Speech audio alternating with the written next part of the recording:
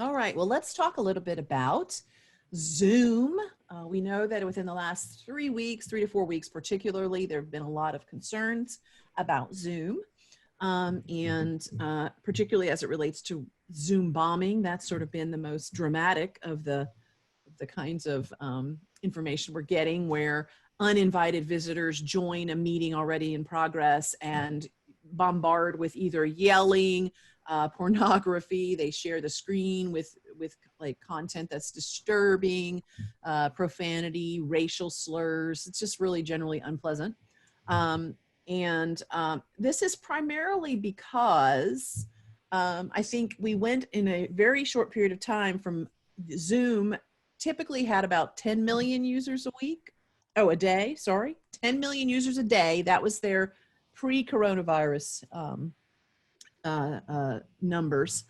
And now they're at like 300 million a day. So they've gone from 10 million to 300 million. So primarily, I think we just had a slew of people hopping online to use Zoom who'd never used Zoom before. And a lot of folks just weren't familiar with how helpful it is to do things like not post your Zoom link on social media where anybody who runs across it can hop on your meeting. And I think also there's a lot of what we call trolling. There are some on Reddit, on Twitter. There are folks who basically will say, hey, here's the Zoom meeting links for all of the online classes happening at the University of Wisconsin today.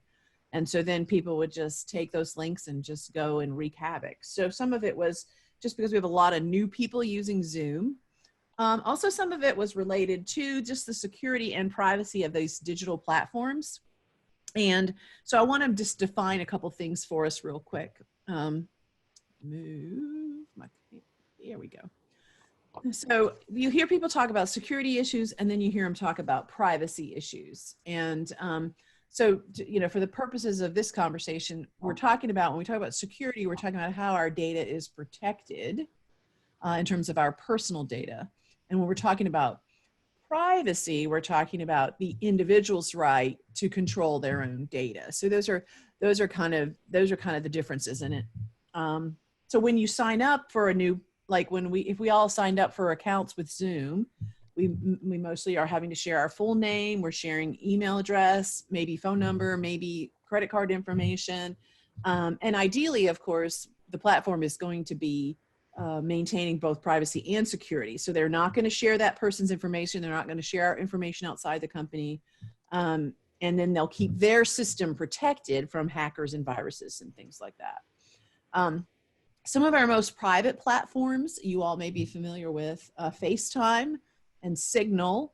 They're both video call programs. If you have an iPhone, most everybody who has an iPhone has FaceTime.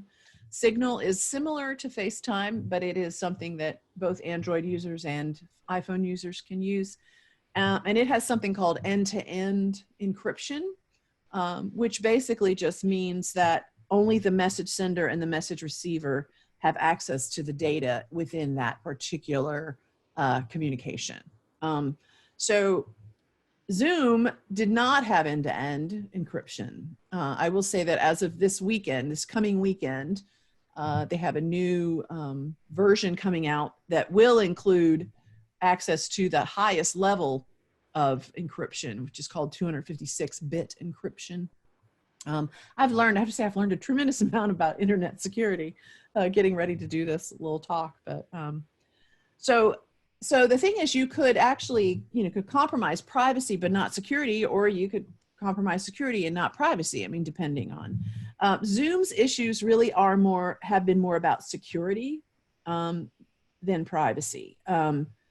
It looks like Tim got bumped off, huh? Is he coming back?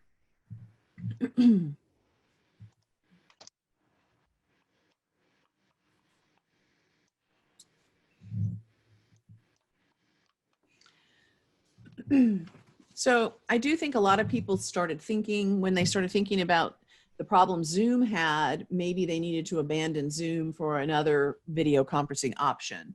And there are quite a few other options. These are kind of what I would call the big four. And that's Google Hangouts, WebEx, GoToMeeting, and Microsoft Teams. And you've heard people, I know a lot of educators are using Microsoft Teams. Interestingly enough, Microsoft Teams and Skype is a product of Microsoft too, by the way. They have both had some security issues. They've had some hacks to their data that have made some of their data. This was probably been over a year ago or so. They had some hacks, but all of these are fairly similar. Of these four, WebEx really has probably the best security and privacy measures. And they are probably the more expensive, I think, in terms of getting some of the kinds of benefits that you get with the video conferencing software. They really are very enterprise oriented. In fact, what I mean when I say enterprise is like for large scale businesses that use maybe conference room technology all the time or were using it. So they do have an opt-in end-to-end encryption already, WebEx does. But the problem with all four of these, frankly, is their user, the ease of use is not as good. Google Hangouts continues to work on their usability, and it's not bad. But they are actually phasing out Hangouts for sort of anybody. You now have to be a person who has the G Suite, which means unless you're a nonprofit or an education, you have to pay for it. So it's really not cheaper, even though all of these are offering some variation of a free version to get all the well, I'm not sure what the word what I'd be looking for, all the various features you would want to be probably paying, but they all cost approximately the same amount, anywhere from $12 a month to 15 or so, depending on what you get with them. But WebEx right now, although it looks like in this time now that everyone's becoming more aware of the privacy and security concerns, everybody's bumping things up. But Signal is a good one if you just want to do small, like, 2 to 3 folks on a call. Signal and FaceTime are very good, secure platforms to use. Unfortunately, for most of the work we're doing, we need to be in a setting where we can have, 10 to 50 to even 100 people. And that's when we get to these kinds of platforms. So House Party's another one that's out there. It's fun for games. A lot of young people are using House Party. Facebook Messenger, you can actually start a video call with up to 50 people. They, I think, have to be people on Facebook, but I wasn't aware until I started doing some research for this that you could do that. You can even do a video call on Instagram with up to 4 people. There is another company called Jitsi.org, JITSI.org. That's a free, like an open source video conferencing platform. I think you have to be somewhat technologically savvy to get the most out of that, but it's supposed to be very secure. Then there's one called Fluoro, F-L-U-R-O, Fluoro.live, where you can actually create your own video conference. I have no idea what kind of privacy and security it has. But there are lots of options out there if Zoom is not what you want to use. I will say that Zoom is doing, in the last 3 weeks particularly, has done a tremendous amount of work on this, on their security concerns. They have also adapted their privacy policy. They had said previously that they did not sell their content to anybody, but they have been real clear about that now, that they don't monitor or use their customers' content for any purpose other than providing services. So they don't know what we're talking about. They don't look at our recordings. They don't have access to that. And then as it relates to security, they're doing a number of things to address their security. They, like I said, they are going to be raising their encryption level with this newest version that comes out this weekend. But by the end of May, all Zoom customers will actually have that highest level, that 256-bit level of encryption, the end-to-end encryption, meaning that only the folks in the call will have access to any of that information.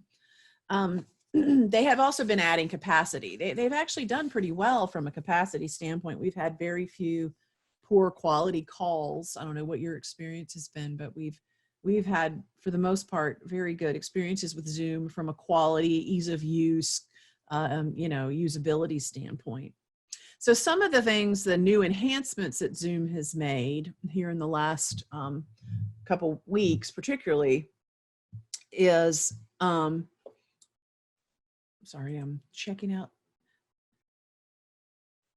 Will the update be necessary? That's a good question, Tim.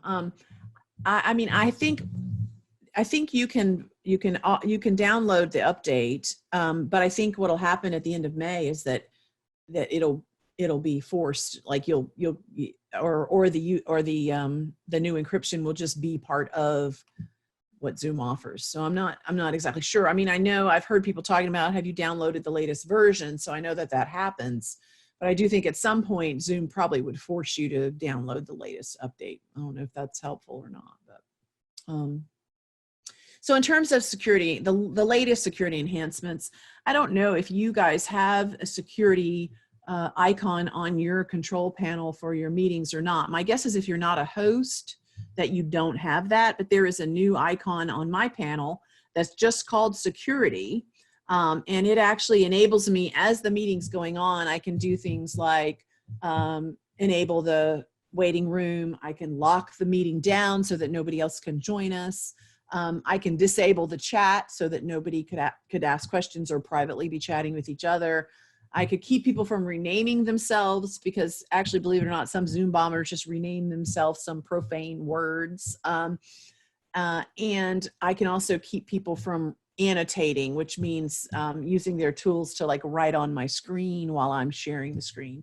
I can also remove participants from my security icon, and I can prevent them from coming back. And then I can also report users. So they've put quite a lot of those things all existed before, but they were optional. And now they're basically right here in the meeting, so that I'd have to set them as I was scheduling my meeting before. And now I can kind of do them on the fly as well, which is kind of handy.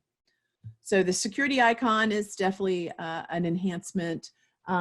They have also made a couple of changes to the default settings. Like I said, I've enabled the waiting room for this meeting, because this is probably the most public facing Zoom link we have. I think we do have it on our website. And so I have a waiting room, which means that anytime someone comes to the meeting or get kicked off and comes back into the meeting, they start in the waiting room, and then we get a message seeing that you're there, and we can decide based on who you are, who we think you are, whether or not to let you in. So I think now the waiting room is actually the default. Usually you have to click it to say, yes, I want to use the waiting room, but now I think it automatically assumes you want a waiting room. And then the same is true for passwords. When you create a new meeting now, I think for most folks, the default is that it would create a random password for you. And you've probably been to meetings in the last month or so where they've required a password. And that usually comes to you in an email with the meeting link. But that way, even if there are meeting links floating out there in the world, you still have to have a password to actually be able to get into the room.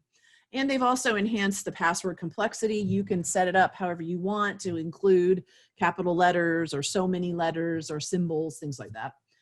They have disabled file sharing. You used to be able to, any participant could upload a file into the chat box. Now just the host can do that. So they've disabled that functionality for now. They've changed the way they route their data. It used to be that, I guess they got some criticism that some of their data has been routed through China. And so now their default is that if I'm in the United States, my data is routed through the United States. That's my default. If I want to add other places like Canada or Europe or China, I can do that in my user settings. So they've done some changes to that. And like I said, they're in the process of upgrading their encryption. You can go to these websites. They have a really nice blog that gets updated every day or two with their latest security enhancements. They're doing a much better job right now of being in touch with customers about what they are doing. And then you can read their full privacy and security policies at the second link there. And this is just to show you, this is just an image. I believe that's the CEO of Zoom there in the middle. See, he's wearing a nice headset. But this shows you the security icon that has been added to the host control so that you can see what the host can now do in a meeting. couple other tips about Zoom, just in general, and these are things that were included in the e-newsletter a few weeks ago when we first became aware of the Zoom bombing issues. Using a password for any meeting that you don't feel like, completely secure about, if it's sensitive at all, if there any level of sensitivity to it, when you schedule the meeting, just also make sure it has a password. And only share the meeting link in trusted environments, through email, directly with people. Don't put it out on social media, if you don't have to. Use the waiting room feature, which I just described. And then if you're supposed to have 8 people in your meeting and they're all there, you can use the security icon and lock the meeting. It's just like locking the door on a physical room. No one else can come in once you've locked the meeting.